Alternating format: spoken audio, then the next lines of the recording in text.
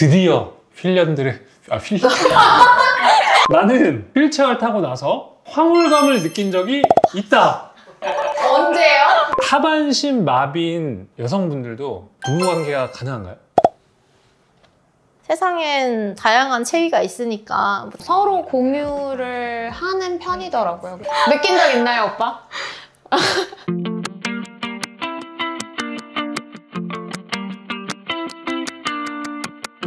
여러분 안녕하세요. 우리 모두에게 기적을 미라클의 박입니다. 자, 휠체어 MBTI 이 휠녀들의 수단 우리 2탄으로 찾아왔습니다. 자기소개 부탁드립니다. 휠체어 8년차 장재입니다. 휠체어 24년차 김혜입니다. 휠체어 1년차 황유진입니다. 휠체어 10년차 정세연입니다. 와!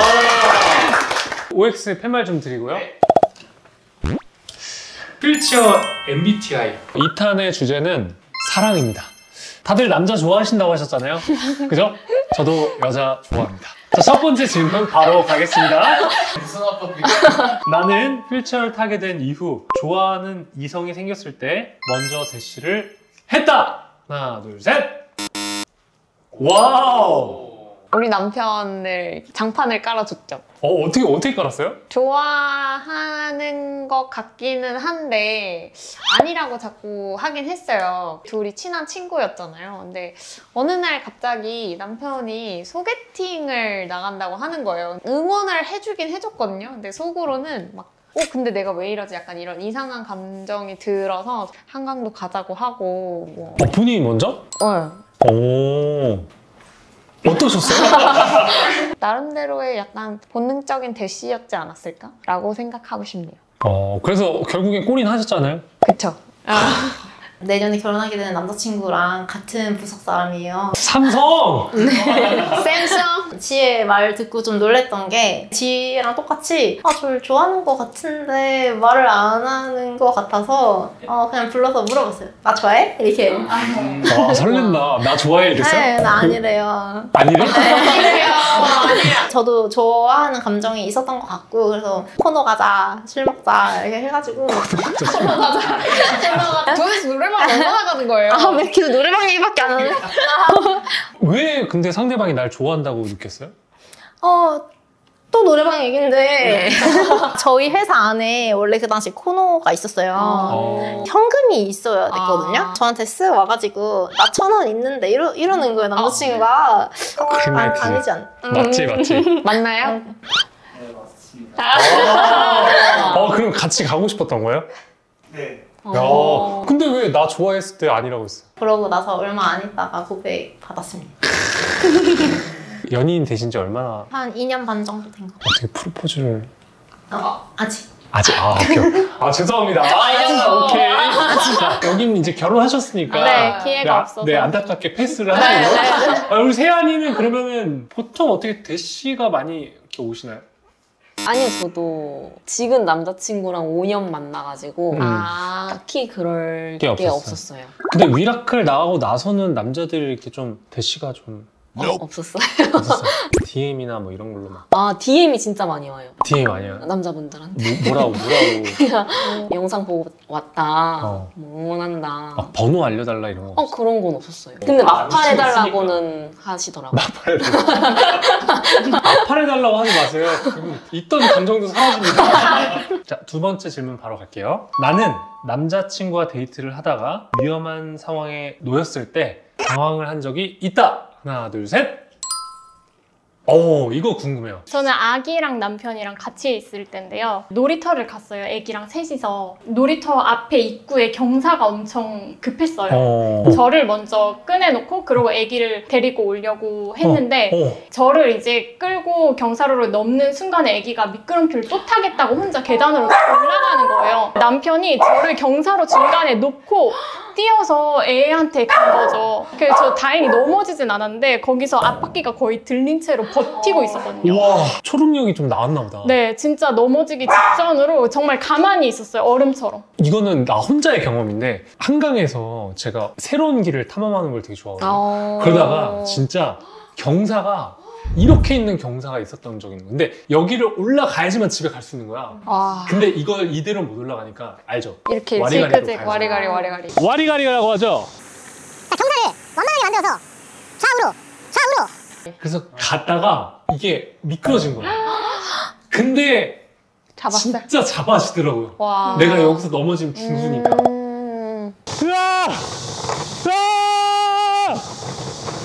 남자친구랑 같이 야경 보려고 산을 이렇게 차 타고 올라간 적이 있었어요. 비 오는 날이었는데 비포장 도로기도 했고 차 한 대가 유일하게 간신히 지나갈 수 있는 산이었는데 계속 올라가다가 안개 때문에 앞도 하나도 안 보이는 상황인데 민혁아 이거 뭐냐고, 이거 우리 차에서 난 연기 아니냐. 이거 올라가는 길에 잠깐 남자친구가 내려서 차 그걸 확인하고 차에 타려는 순간 저 차에 타고 있는데 이렇게 쭉 내려가는 거예요. 산에서. 그거 어떻게 됐어요?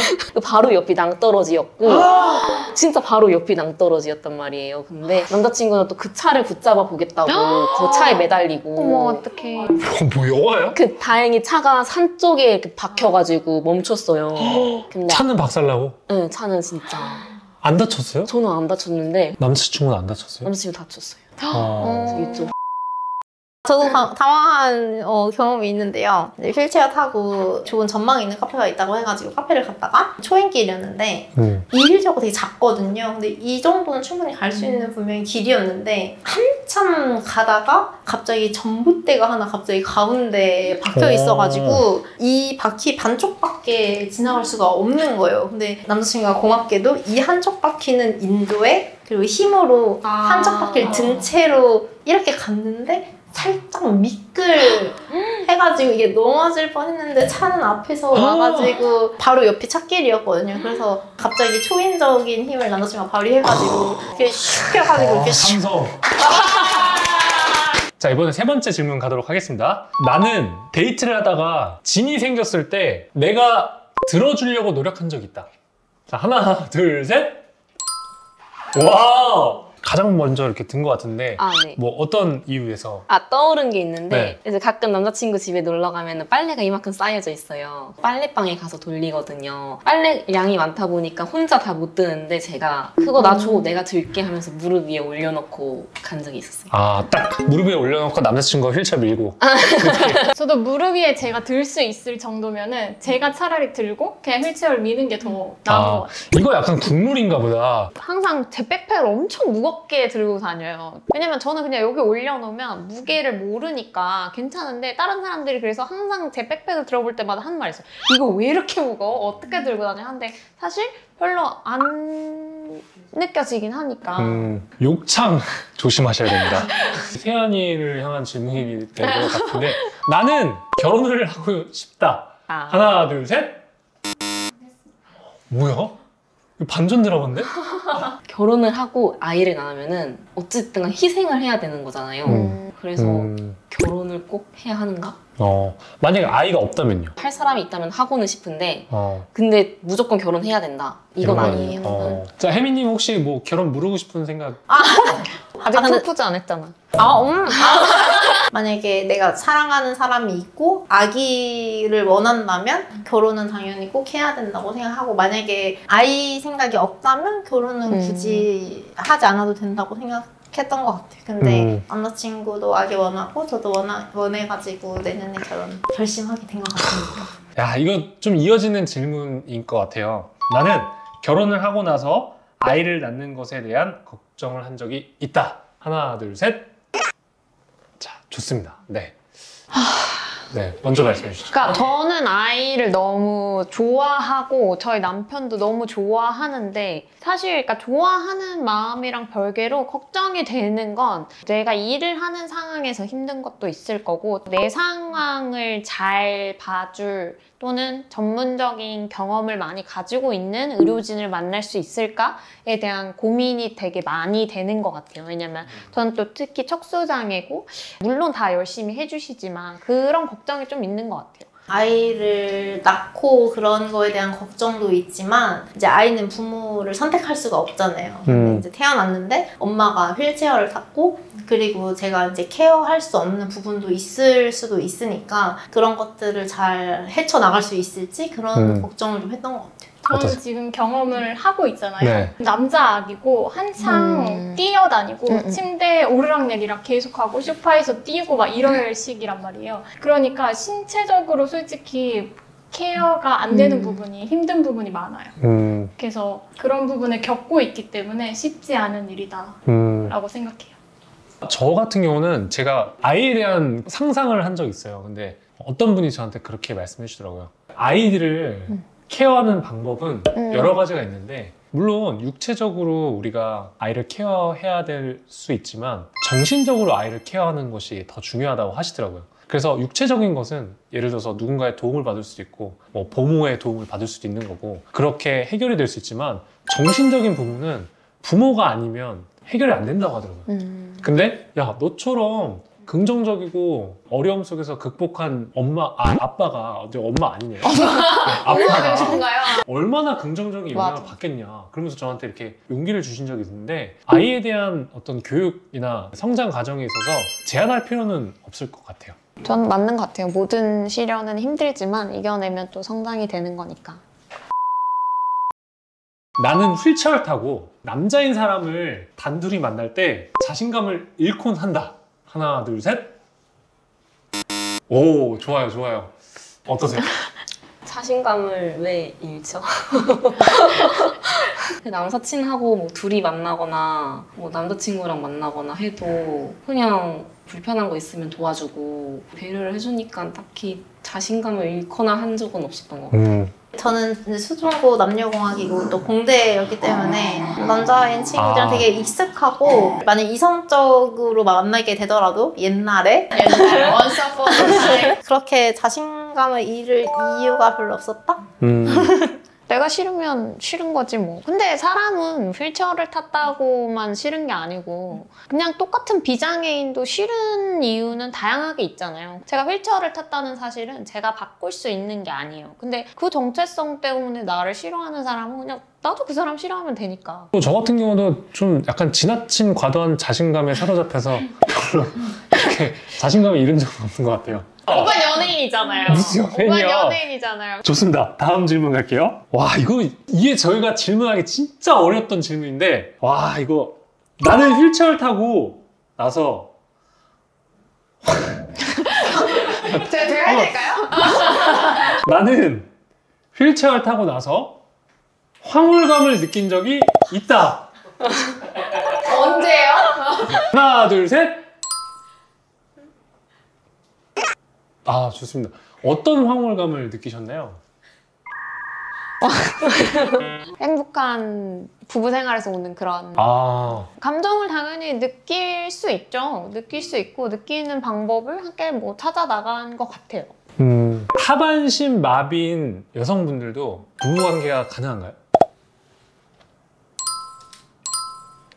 실제로 외국의 사례는 저도 궁금해서 많이 찾아봤는데 이거에 대해서 굉장히 서로 공유를 하는 편이더라고요. 좀 더 그런 생활을 풍요롭게 하는 게 있는 것 같아요. 그게 그리고 되게 중요한 것 같아요. 남녀 모두에게. 왜냐면 성생활이라는 게 사실 삶에서 되게 중요한 부분이고 또 부부한테는 굉장히 중요한 부분이기 때문에 내가 휠체어를 타고 일하는 방법을 찾았던 것처럼 성생활도 내가 휠체어를 탔고 내가 하반신 마비인 상태로 할 수 있는 방법을 찾아가는 거기 때문에 방법을 찾으면 분명 길이 있고 근데 그 전에 필요한 건 서로 간에 언제든지 대화를 할 수 있는 열린 마음인 것 같아요. 그래서 궁금해서 물어봤었거든요, 아는 분한테. 네. 똑같이 말씀하시더라고요. 그런 찾아가는 게 중요하다라고 말씀하셔서 오래 들었습니다. 가정을 이루고 부부관계, 성생활을 하는 것은 굉장히 우리에게 주어진 축복이잖아요. 쉬쉬할 게 아니라 오히려 궁금한 거 서로 물어보고 또 알아가고 배우고 잘 해냈으면 좋겠어요. 저 약간 혜민님이 너무 궁금해요. 혜민님이 되게 입을 다물고 무표정으로 이렇게. 근데 보호해줘야 돼요. 보호해줘야 예비 돼요? 신부잖아요. 그러니까 제 말은 본인의 어떤 얘기를 하는 게 아니라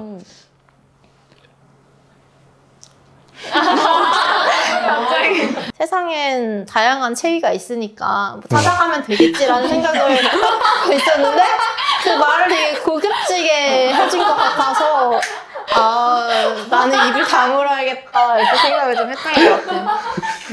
네, 좋습니다. 느낀 적 있나요, 오빠? 자, 다음 질문 드리겠습니다. 남자친구가 있을 때와 없을 때 달라진 점이 있습니까? 되게 큰 존재였던 것 같아요. 가족이 아니고 있는 그대로 나를 바라봐준 사람은 우리 남편이 처음이었고 온리원이라는 게 내가 될 수 있구나를 알려준 사람이고 그게 사실 제 자신감의 원천이 됐던 것 같아요. 그래서 더 저를 더 사랑하게 됐고 내가 존경할 수 있는 사람이라고 할 수 있는 이유였던 것 같아요. 자, 이제 혜미님 부담스러워지시죠? 어떤 이유를 막론하고 하나뿐인 내 편을 남자친구는 들어주거든요. 그래서 되게 마음의 든든함이 생긴 것 같아요. 연애를 하기 전에는 내가 과연 연애를 할 수 있을까라는 생각이 들었어요. 비장애인 연인들처럼 뭐 손을 잡고 다니다던가 데이트는 제대로 할 수 있을까라는 생각이 있었는데 남자친구를 만나고 나서 휠체어 타고 그냥 손잡고 다닐 수도 있고 맛있는 것도 먹으러 갈 수 있고 나도 연애를 할 수 있다는 거를 알게 해줘가지고 되게 고마워요. 지금까지 이제 사랑에 대한 이야기를 나눠봤는데요. 소감 어떠셨어요? 휠체어 탄 여자들끼리 이런 주제를 해본 건 처음이라 그런 고민을 저만 가지고 있는 줄 알았는데 다 저와 똑같은 고민을 가지고 이렇게 얘기를 하니까 좋았어요. 이제 좀 풀렸어요. 이제 좀 풀렸는데 왜 끝나요? 고민들을 터놓고 할 수 있는 시간이어서 유익한 시간이었습니다. 자, 우리 혜미님. 제가 여기서 휠체어 24년 차로 제일 오래됐는데 사실 제가 작년에 돼서야 아티스트 모델을 하면서 휠체어 탄 사람들이랑 교류를 하게 됐어요. 이런 다양한 정보들이나 이런 거를 교류할 수 있는 기회가 없었거든요. 되게 많은 정보나 경험들을 들을 수 있어서 되게 재미있고 영광이었습니다. 저는 항상 결혼식 때도 그랬고 처음에 입사를 할 때도 그랬고 항상 혼자서 겪으면서 알게 됐던 것들이 되게 많았던 것 같아요. 근데 미라클에 나왔을 때도 되게 좋았던 게 오늘도 좋았던 게 그냥 제가 조금 고생을 하면서 알아갔던 팁들을 더 많이 나눠서 다른 사람은 조금이라도 그 고생을 안 하고 그 고생 때문에 뭔가 도전하려는 거 아니면 나오려는 시도 자체를 안 하는 사람들한테 오늘도 손을 내밀 수 있는 기회였던 것 같아서 부끄럽지만 다 끝나니까 너무 좋았던 것 같아요. 네. 2년 전에 핀란드의 수다를 하고 드디어 핀란드를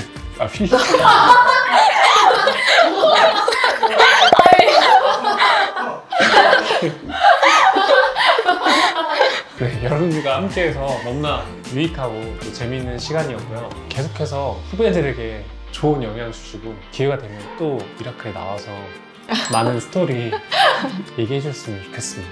네, 하나, 둘, 셋! 우리 모두에게 기적을 미라클! 와!